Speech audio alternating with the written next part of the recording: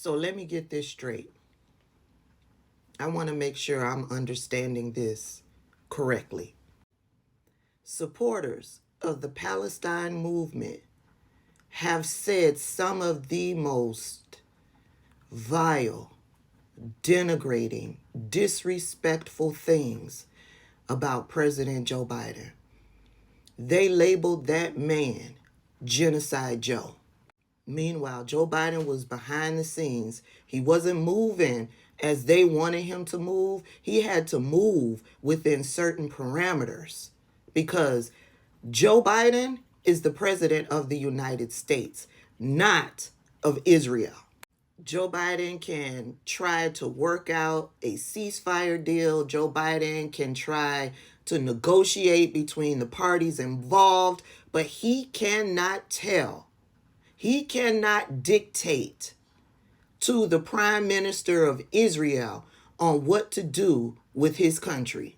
And the hateful attacks didn't stop at the Biden administration.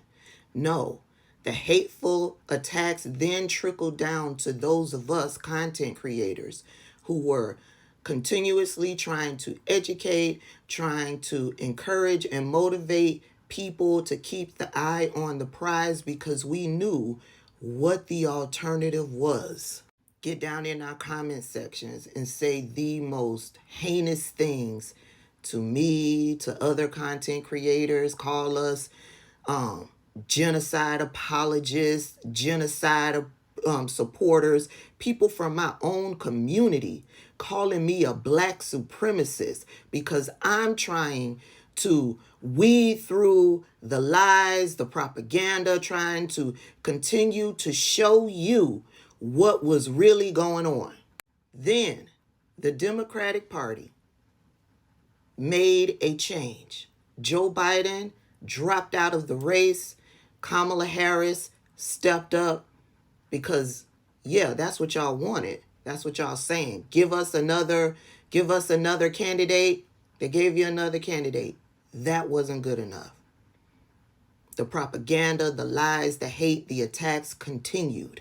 The rest of us who knew who the alternative was, what the alternative was saying, what the plans were, who the alternative was chummy with, what y'all told us to keep Palestinian names out of our fucking mouths.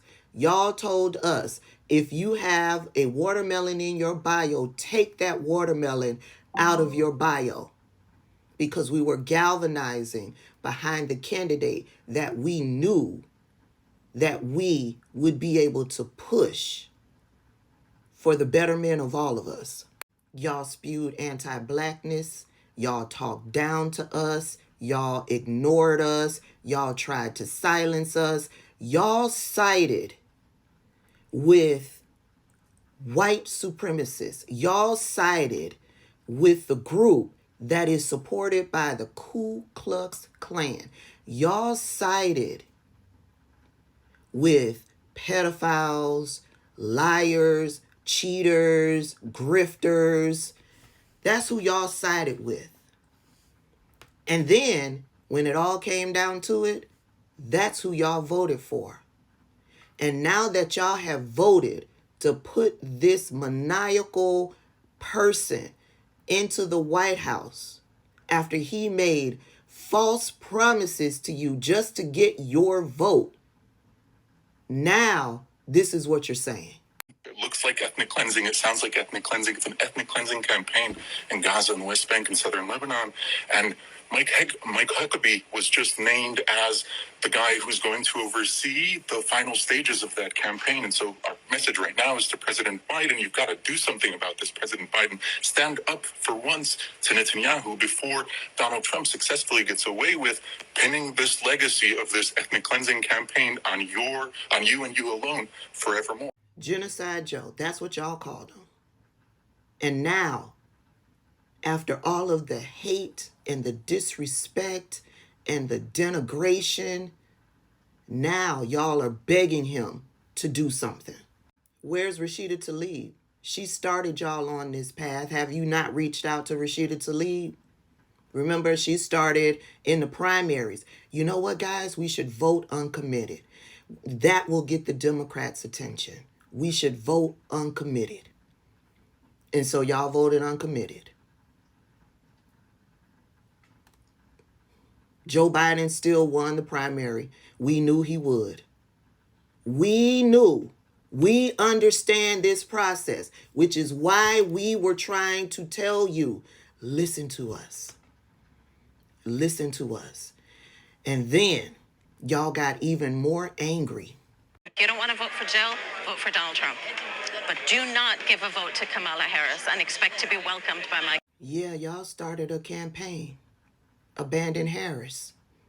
Don't vote for Kamala Harris. Vote for Jill Stein. Don't vote or vote for Donald Trump.